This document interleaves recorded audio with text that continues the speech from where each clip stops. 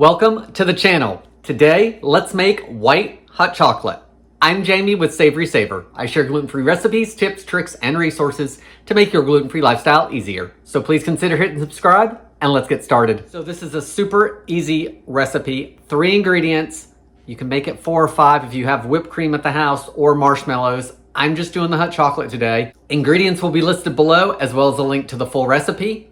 Let's get started. To a small saucepan, add 1 cup of milk.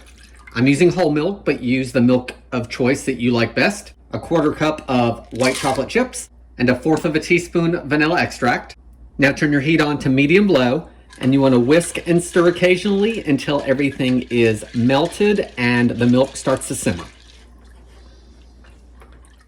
The chocolate's all melted into the milk. The milk is nice and steamy, so let's pour it into a mug and give it a try.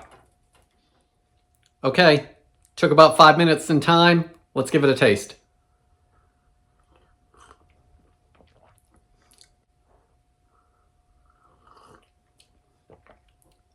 That's not bad.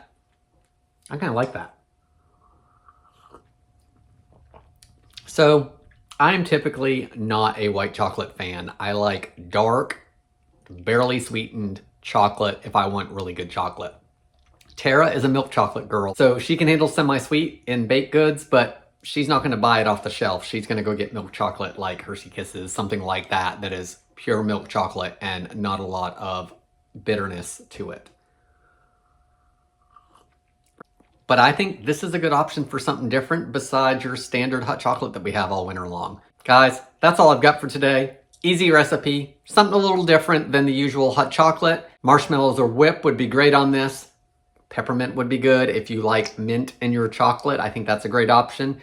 Guys, what do you think? Would love to hear from you. I want to thank you so much for watching, and I hope to see you in the next video.